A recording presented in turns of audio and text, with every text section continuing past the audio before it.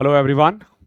अभिनव नाम है मेरा और स्वागत करता हूं एक बार फिर से मैं आप लोगों का आपके अपने यूट्यूब चैनल मैथ्स बाय अभिनव राजपूत में और एक नए सेशन में। आज से 3 दिन पहले मैंने असिस्टेंट ऑडिट ऑफिसर पे एक वीडियो बनाई और उसके नीचे बहुत सारे कमेंट्स आए कि असिस्टेंट अकाउंट्स ऑफिसर के बारे में भी सर बताओ। बेसिकली देखो, असिस्टेंट अकाउंट्स ऑफिसर की वैकेंसी आएगी या नहीं आएगी ये बहुत अनसर्टेन है। ओके, और मैंने ये वेरीफाई भी नहीं करवाया है। ऑडिट ऑफिसर का मैंने करवाया है बट अकाउंट्स ऑफिसर का मैंने वेरीफाई नहीं करवाया है।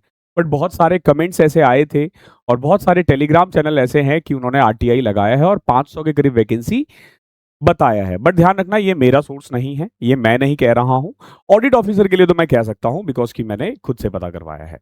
बट क्या ही फर्क पड़ता है, असिस्टेंट अकाउंट्स ऑफिसर के बारे में जान लो। क्यों जान लो? क्योंकि भविष्य में ना आप लोग डिविजनल अकाउंटेंट बनोगे। आप में से बहुत लोग सीएजी में अकाउंटेंट बनेंगे। ओके, अकाउंटेंट या डिविजनल अकाउंटेंट बनेंगे। तो जब आप डिविजनल अकाउंटेंट बनते हो ना, उसके बाद जो प्रमोशन होता है ना, वो असिस्टेंट अकाउंट्स ऑफिसर का होता है। हालांकि डीए के पास ऑप्शन होता है, वो ऑडिट ऑफिसर भी स्विच कर सकता है, लेकिन मोस्टली जो वो लोग जाते हैं वो अकाउंट्स ऑफिसर में जाते हैं। तो मैं एक बार फिर से बता देता हूं, सीएजी डिपार्टमेंट के अंदर दो डिपार्टमेंट आता है। जैसे आप Indian audit and accounts department कहते हो, उसको दो पार्ट में डिवाइड किया जाता है। बेसिकली ये जो डिवीजन है ना, ये सीनियर एओ लेवल तक ही होता है। उसके बाद जो डीएजी होता है, वो डीएजी ऑडिट और अकाउंट्स दोनों में जा सकते हैं। ओके, तो बेसिकली सीएजी को ना दो पार्ट में डिवाइड किया गया है। एक का काम है अकाउंट्स मेंटेन करना, एक का काम है ऑडिट मेंटेन करना। ठीक है, मैं आपको एक छोटा सा एक एग्जांपल दे रहा हूं। मान लो आपके पापा की एक दुकान है, ठीक है, और आप दो भाई हो। एक भाई को पापा ने काम दिया है कि देख भाई, जो भी खर्चा वगैरह आ रहा है ना, तू उसको रिकॉर्ड कर। ठीक है, अब जैसे मान लो आपकी दुकान है, से फर्नीचर की दुकान है। आपने एक सोफा बेचा, सोफे वाले उसमें डाल दिया। एक आपने सोफा खरीदा, वो सोफे वाले में डाल दिया। आपने बेड खरीदा, उसको बेड में डाल दिया। ठीक है, बेड खरीदने के लिए ट्रांसपोर्ट का खर्चा आया, वो आपने उस पर लिख दिया। तो आपके पास एक रूल एंड रेगुलेशन है कि ये खर्चा यहां पे होना चाहिए। आप उस चीज को देखकर, उसके बिल को देखकर आप उसमें रिकॉर्ड कर देते हो।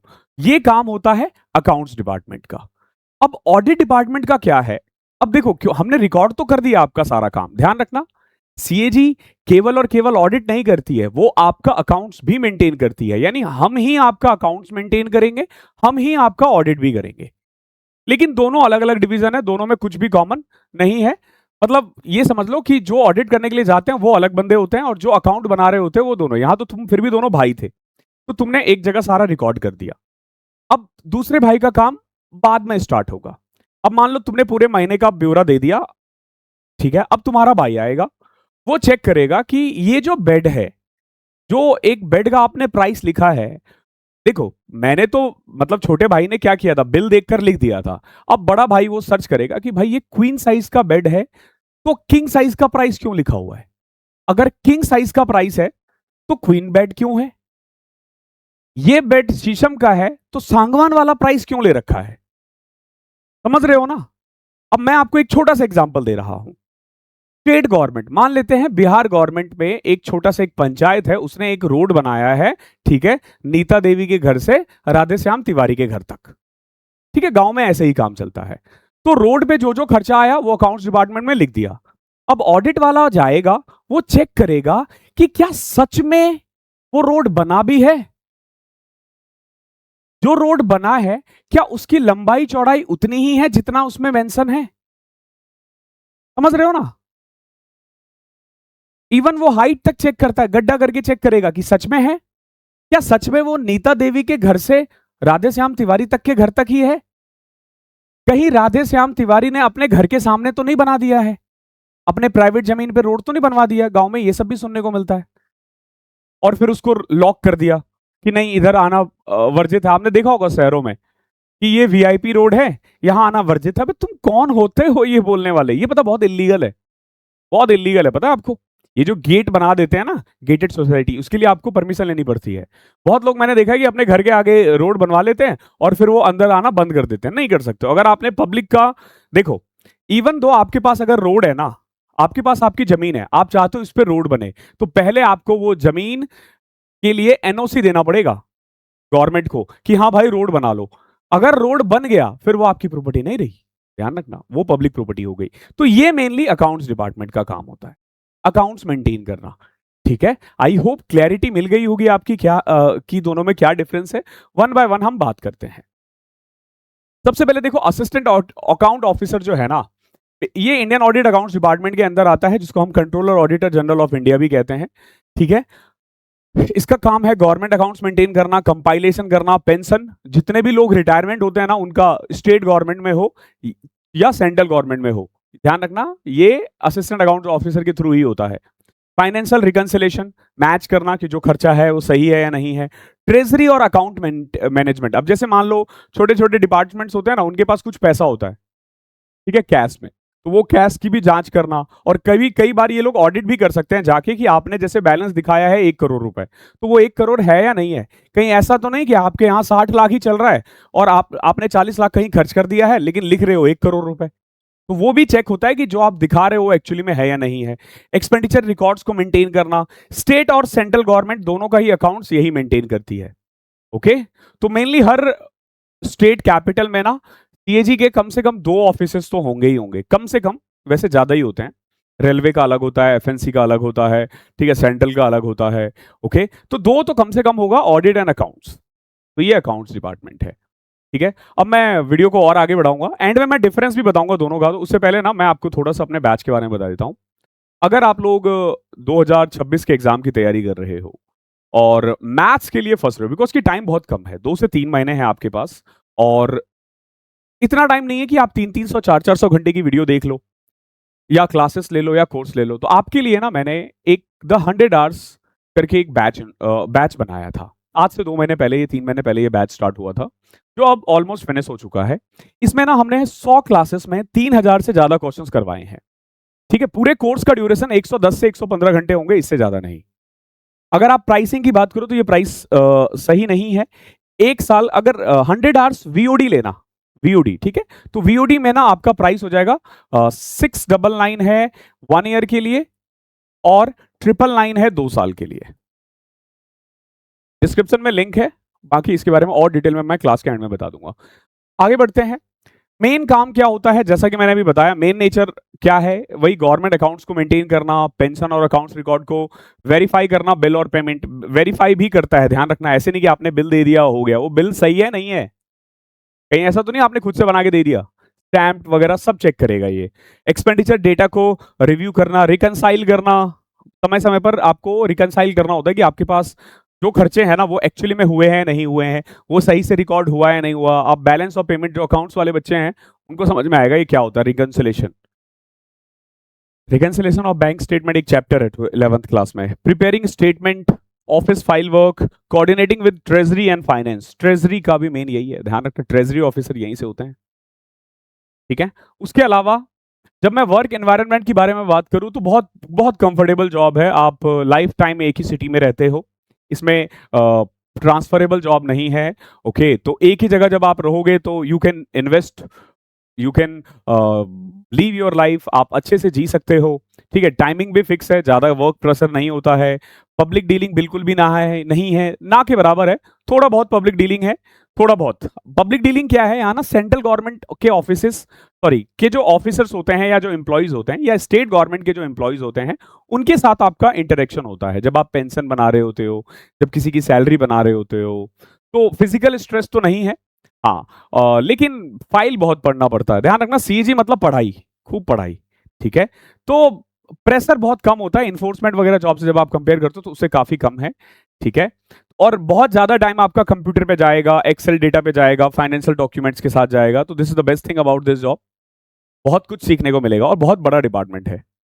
सैलरी की बात करें तो डबल ओ हो या ऑडिट ऑफिसर हो या अकाउंट्स ऑफिसर हो, ऑलमोस्ट सेम होता है। ठीक है, ये इन हैंड सैलरी है, ग्रॉस सैलरी अप्रॉक्स 95 से 1 लाख होती है।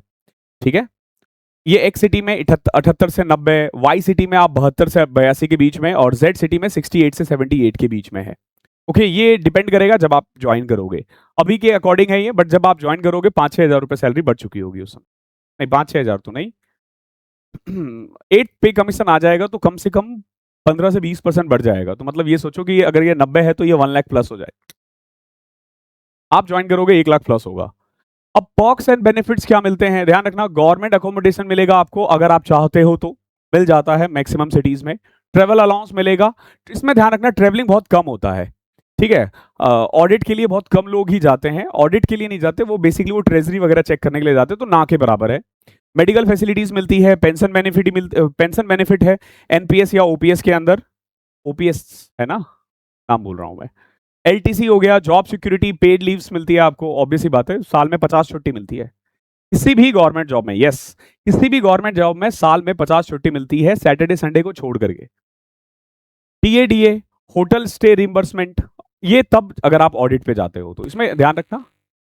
लाइट चली गई, लाइट वापस आती है फिर मैं बात करता हूं इसके बारे में। सॉरी, लाइट चली गई थी, ये गरीब हूं मैं, इसका पता यहाँ से चलता है बैकअप ऑन होने में 2 मिनट लगता है, बीच में लाइट चली जाती है तो। सो पर्क्स एंड बेनिफिट ये था, वो मैंने आई गेस बता दिया था। अब हम प्रमोशन की बात करते हैं। तो बेसिकली प्रमोशन जो है ना, असिस्टेंट ऑडिट ऑफिसर और अकाउंट्स ऑफिसर की ऑलमोस्ट सेम होती है। ध्यान रखना आप ज्वाइन करते हो असिस्टेंट अकाउंट्स ऑफिसर, ये मैंने नया स्लाइड्स नहीं बनाया है, ऑडिट ऑफिसर का ही यूज कर लिया मैंने। असिस्टेंट अकाउंट्स ऑफिसर आप ज्वाइन करते हो, देन आप सीनियर अकाउंट ऑफिसर बनते हो, ओके। देन उसके बाद सब कुछ ठीक सेम है, डिविजनल अकाउंटेंट जनरल। तो बस यहाँ पे ना ऑडिट के बदले अकाउंट्स हो जाता है। बहुत बच्चों को लगता है कि एओ है, एओ पोस्ट जो है ना अब नहीं है, ठीक है, अब नहीं है। एक और चीज, जब आप डबल एओ ज्वाइन करते हो ना, तो आपको विद इन 2 ईयर, ध्यान रखना विद इन 2 ईयर वो निकालना होगा आपको एसएएस एग्जाम। अगर आप 2 साल के अंदर एसएएस एग्जाम नहीं निकालते हो तो आपको 2 साल का एक्सटेंशन मिलेगा, 1-1 साल करके 2 बार, ये मैक्सिमम है। तो विद इन 4 ईयर या 6 अटेम्प्ट में, ध्यान रखना, या तो 4 साल कह लो या 6 अटेम्प्ट में आपको एसएएस एग्जाम निकालना होगा। और जैसे ही आप ये निकाल दोगे, जब आप ज्वाइन करते हो ना, तो आपके नाम के आगे ऐसे रहता है AAOP, यानी यू आर प्रोबेशनर, ओके। हालांकि हर डिपार्टमेंट में जब आप ज्वाइन करते हो पहले 2 साल प्रोबेशनर ही रहते हो, लेकिन यहां ये पी तभी हटेगा जब आपने एसएएस निकाला है, ठीक है। हालांकि हर कोई निकाल लेता है, बहुत बच्चे पूछते हैं कि सर अगर ना निकले तो, आज तक मैंने ऐसा कोई बंदा देखा नहीं है, ठीक है। नहीं निकला तो आप अकाउंटेंट बन जाओगे, ऑडिटर बन जाओगे, ऐसा नहीं है कि डिपार्टमेंट में है नहीं, कुछ है, लेकिन बहुत आसान है, आपके पास इनफ टाइम मिलता है। फॉर एग्जाम्पल इस एसएएस एग्जाम को निकालने के लिए आपको करीब 50 डेज की ट्रेनिंग दी जाती है, बकायदा हर सब्जेक्ट पढ़ाया जाता है, उसके बाद आपको ये निकालना होता है। और ये सब्जेक्ट्स ऐसे नहीं है जो नेक्स्ट टू इम्पॉसिबल हो, एसएससी के एग्जाम से तो बहुत आसान है, ठीक है। और अच्छी बात ये होती है कि डबल एओ ऑलरेडी आपने एसएससी निकाला है, उसके बाद आप एसएस में बैठोगे तो पढ़ने की हैबिट ऑलरेडी है।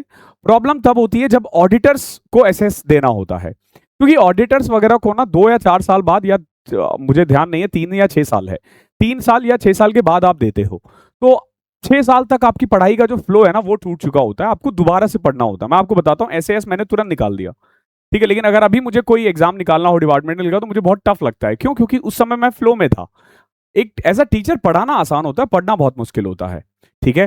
प्रमोशन स्पीड नॉर्थ में बहुत स्लो है, साउथ में बहुत फास्ट है, ठीक है। और इसकी वैकेंसी भी मैक्सिमम साउथ में ही होती है, ओके, ध्यान रखना साउथ में होती है। और ये नॉन ट्रांसफरेबल भी है, नॉन ट्रांसफरेबल भी है, लेकिन साउथ के अपने प्रोज है। वहाँ आपको जो स्टैंडर्ड ऑफ लिविंग है वो वहाँ थोड़ा हाई है, एयर क्वालिटी हो या पॉल्यूशन हो बहुत कम है वहाँ पे, इवन रोड्स वगैरह भी हमारे यहाँ से कम ट्रैफिक जाम होता है, unless and until you are talking about Bangalore, ठीक है। बैंगलोर के रोड्स थोड़े से बहुत हेक्टिक है, मैं खुद जा चुका हूँ 2 बार, और वहाँ का रोड मतलब पता नहीं क्या बना है। अब आप डबल एओ बनोगे कैसे? तो देखो, डबल एओ बनने के लिए ना एक आपकी ना एजुकेशनल क्वालिफिकेशन बैचलर होनी चाहिए, किसी में भी, आर्ट्स कॉमर्स साइंस किसी में भी, ध्यान रखना फर्क नहीं पड़ता आपने किससे किया, बट बैचलर्स की डिग्री होनी चाहिए। डिजायरेबल क्वालिफिकेशन है, इट्स नॉट मैंडेटरी, डिजायरेबल है, ठीक है। अब ऑब्वियस ही बात है, अगर मान लो मैंने अभी सीए का एग्जाम निकाल दिया तो डिपार्टमेंट मुझे 2 या 3 इंक्रीमेंट दे देगी, तो ये डिजायरेबल है। ऑब्वियस ही बात है, एक सीए बंदा आएगा तो वो ज्यादा अच्छे से ऑडिट करेगा, बिकॉज कि उसे ऑडिट के रूल्स बहुत सारे पता होंगे, बट ऐसे बंदे आते नहीं है। क्यों आएंगे यार, वो प्राइवेट में अच्छा खासा कमा लेंगे, सरकारी में कहाँ वो 1 लाख में उनका मन भरेगा। एज लिमिट 18 से 30 है। एक तो बहुत ही मिसकंसेप्शन हो रहा है कि मैंने देखा कि बहुत लोग 32 साल बता रहे हैं कि 32 साल मिलेगा, अगर आप ओवर एज हो चुके हो आपको रिलैक्सेशन मिलेगा। नहीं भाई, रिलैक्सेशन नहीं मिलेगा, ठीक है, कोई रिलैक्सेशन नहीं मिलने वाला है। 18 से 30 साल, और अपने अपनी कैटेगरी से आप ओबीसी हो तो 3 साल, SC ST हो तो 5 साल का रिलैक्सेशन ले सकते हो। इसके अलावा प्लीज किसी भी टाइप का जो रिलैक्सेशन है ना वो मत एक्सपेक्ट करना अपार्ट फ्रॉम योर कैटेगरी, ठीक है। खुद को तकलीफ देने जैसा है। टीयर 1 देना होगा आपको, मैथ्स रीजनिंग इंग्लिश जीके देना है। टीयर 2 देना होगा maths English reasoning along with computer. Computer ध्यान रखना और सब वो है क्या क्वालिफाइंग है, इसके मार्क्स नहीं जुड़ते हैं, ठीक है। और टाइपिंग भी होता है बट टाइपिंग बहुत बेसिक है, 26-27 की स्पीड चाहिए आपको, आप क्रैक कर लोगे, ठीक है। एडिशनल पेपर आपको फाइनेंस एंड इकोनॉमिक्स देता है। एक और बहुत ही आजकल जो एक बहुत ही बड़ा ट्रेंड चल जाता है ना, कोई भी नोटिफिकेशन आता है और आपका जो टेस्टोस्टेरोन बोलते हैं ना उसका लेवल इतना हाई जाता है ना कि सर कोई कोर्स बता दो। मेरे पास 30 से 40 मैसेजेस आए हैं भाई। अगर आप अभी से ही AA की तैयारी में लग जाओगे तो उससे ज्यादा बड़ा और बेकार डिसीजन नहीं हो सकता आपकी लाइफ का। पहले टीयर 1 निकालो फिर टीयर 2 के बारे में सोचना। तो फाइनेंस और इकोनॉमिक्स के बारे में मत सोचो अभी, टीयर 1 निकाल लो बेटा। टीयर 1 में बहुत मार्क्स चाहिए, AA है ये, बाकी पोस्ट नहीं है। पोस्टिंग लोकेशन वही है, स्टेट कैपिटल्स में ही होते हैं ये, मेजर सिटीज में, ठीक है। दिल्ली में तो कम ही चांस है मिलने का। प्रोज क्या है, बहुत कंफर्टेबल जॉब है, आप बहुत बढ़िया से जॉब करोगे, गजेटेड ऑफिसर रहोगे, ज़्यादा हेक्टिक नहीं है, ठीक है। ऑफिस एनवायरनमेंट भी अच्छा है क्योंकि लाइफ टाइम आपको एक ही ऑफिस में रहना है, तो जो वर्क कल्चर है या फिर जो फ्रेंडशिप कल्चर है ना ऑफिस में वो भी स्टार्ट हो जाता है। तो you will start enjoying your colleagues, या यूं कह लो कि जो एनवायरनमेंट है ना वो आप कर पाओगे क्योंकि बार बार ट्रांसफर नहीं है। देन स्टेबल गवर्नमेंट करियर है, ऑफिशियल ग्रेड पोस्ट है। 4800 बहुत हैवी होता है, आप किसी को बताओगे ना 4800 बहुत हैवी होता है। 4 साल में 5400 चले जाते हो, ठीक है। तो वो मतलब अगर आप किसी को बताओगे ना मैं 4800 ग्रेड पे की जॉब कर रहा हूं, 4800 ग्रेड पे एसएचओ लेवल का जॉब हुआ, ठीक है। इवन एसएचओ कई जगह 4600 भी होते हैं। तो भैया बहुत पावरफुल जॉब है, बहुत बढ़िया जॉब है। पावरफुल एज अ आप पब्लिक में डील नहीं करते हो तो वो पावर आप एंजॉय नहीं करोगे, और वो पावर एंजॉय करना भी नहीं चाहिए किसी को। इसीलिए भारत की तरक्की इतनी फास्ट नहीं हो रही है क्योंकि वो लोग पावर एंजॉय कर रहे हैं। पावर इज समथिंग जो अकाउंटेबिलिटी के साथ आता है, ना कि लापरवाही के साथ कि आप पावर दिखाओ, ठीक है। जितने हायर ग्रेड पे आप जाते रहोगे आपकी अकाउंटेबिलिटी बढ़ती रहेगी। ये पहला लेवल है जहां से अकाउंटेबिलिटी स्टार्ट होती है। इससे पहले किसी भी डिपार्टमेंट में अकाउंटेबिलिटी फिक्स नहीं की जाती है, यहाँ इनकी फिक्स होती है। Low stress compare to field jobs, good for long term family life, आप एक ही सिटी में रहने वाले हो और क्या चाहिए। कॉन्स क्या है, सबसे ज्यादा तो आप ना फाइलों के बीच में दबे रह जाते हो, ठीक है। जिसको हम ना क्लैरिकल वर्क बोलते हैं ना, ये क्लैरिकल वर्क है एक्चुअली में, ठीक है। इसमें मैक्सिमम क्लैरिटिकल वर्क है, रिपीटेटिव है। वही जो एक ऑफिस है और कुछ डिपार्टमेंट्स है वहीं आपका हर 4-5 साल में ट्रांसफर होता रहेगा, ठीक है।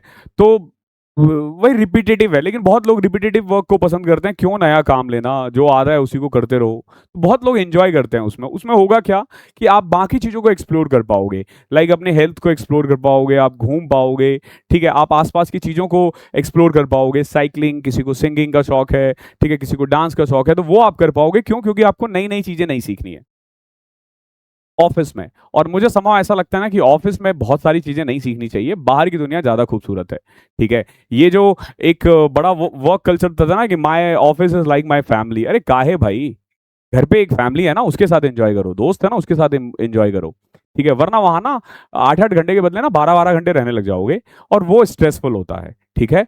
तो ऑफिस जो है ना बस एक मीन्स है जहां से आपका घर चलता है, ये याद रखना।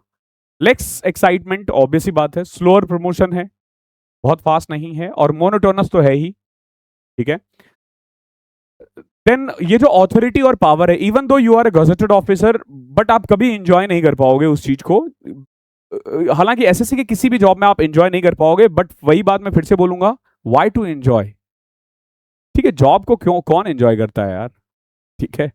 नहीं करना चाहिए जॉब को एंजॉय, बेस्ट सूटेड। फिर आप फैमिली वगैरह पे टाइम नहीं दोगे ना, फिर आप लाइफ बहुत बोरिंग हो जाएगी, क्योंकि नौकरी करके किसी को खुशी नहीं मिलती है। जितना जल्दी आप ये मान लो अच्छा रहेगा। हाँ, उस 8 घंटे के अलावा जो 16 घंटे है ना, वहां आप क्या कर रहे हो, वो आपकी जिंदगी को खुशहाल बनाती है। पढ़ाओ, पढ़ो, नए नए नॉवेल्स पढ़ो। किसको लेना चाहिए, जो ऑफिस जॉब प्रिफेयर करता है, जिसको एनालिटिकल, हाँ इसमें ना एनालिटिकल काम है, आपको डेटास बहुत एनालाइज करना पड़ेगा। स्टेबल रूटीन होता है, फाइनेंशियल सिक्योरिटी है, उसमें कोई दो राय नहीं है। और सबसे अच्छी बात क्या है ना, इंक्रीमेंटल एग्जाम्स होते हैं। You want to buy a car, just crack 2 incremental exam और उससे ईएमआई बढ़ते रहना। आप अपनी लाइफ के ना सारे खर्चे, एडिशनल खर्चे ना इसके एग्जाम्स निकाल के निकाल सकते हो। 4 एग्जाम एटलीस्ट 10,000 रुपए आपकी सैलरी बढ़ा देगी, और हर महीने 10,000 रुपए इनफ होता है एक अपने लाइफ को एंजॉय करने के लिए। ठीक है, 10,000 12,000 ही चाहिए होता है फिजूल खर्ची जिसको हम बोलते हैं ना, बाकी सब तो घर के खर्चे वो मैंडेटरी हो जाते हैं। ठीक है, और किन के लिए एक्सेलेंट है? हाई सैलरी है, पीस ऑफ माइंड है, ऑफिसर स्टेटस है, और बैलेंस वर्क लाइफ बैलेंस है, बहुत अच्छा है वर्क लाइफ बैलेंस। अब क्या मेन डिफरेंस है ऑडिट एंड अकाउंट्स में? तो देखो भैया, ऑडिट में ना टूरिंग्स होते हैं, अकाउंट्स में नहीं होते। ठीक है, मेन वर्क क्या है? ऑडिट का काम है चेक करना गवर्नमेंट एक्सपेंड को कि वो सही से हुआ है नहीं हुआ है, रूल्स के तहत हुआ है नहीं हुआ, और अकाउंट्स का काम होता है उसको मेंटेन करना। फील्ड वर्क ऑडिट में ज्यादा है, अकाउंट्स में कम है। टूरिंग की बात करें तो ऑडिट में मॉडरेट टू हाई होता है, और अकाउंट्स में लोअर होता है, या लोवेस्ट कह लो, बहुत कम होता है। इट माइट बी पॉसिबल कि अपने पूरे करियर में ना आप हार्डली 30 या 40 दिन ऑडिट पे गए हो।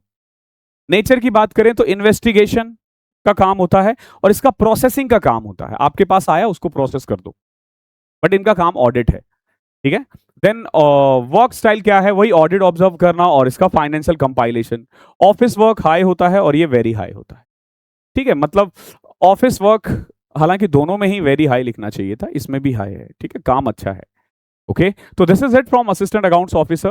डिविजनल अकाउंटेंट का प्रमोशन होने के बाद यही बनता है। और पिछले वीडियोस में मैं देख रहा था बहुत सारे डाउट्स थे कि सर पोस्टिंग वगैरह कहाँ होगी, सीएए का क्या होगा।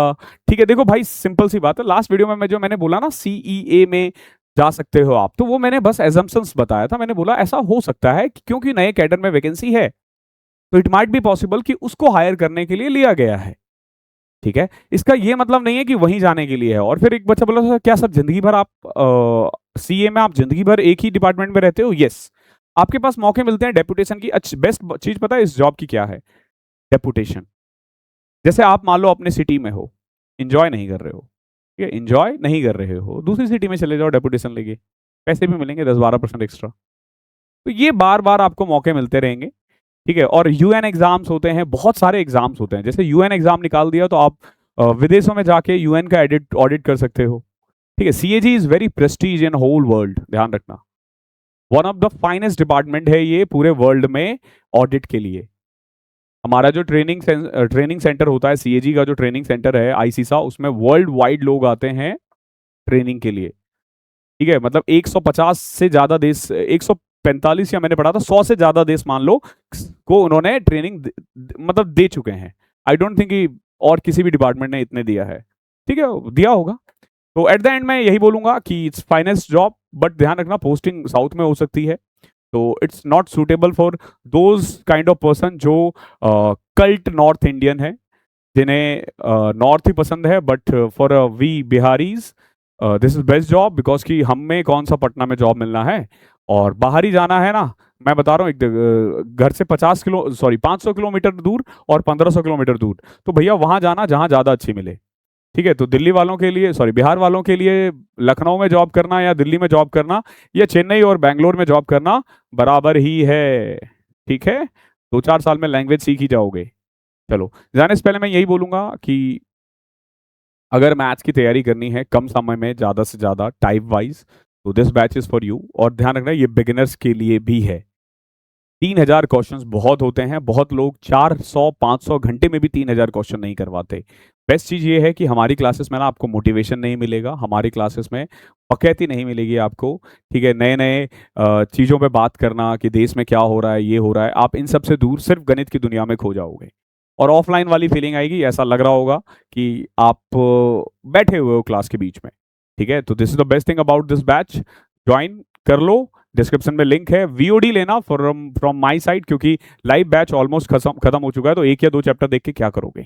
थैंक यू सो मच, जल्दी मुलाकात होगी आपसे, तब तक के लिए पढ़ाई करते रहना।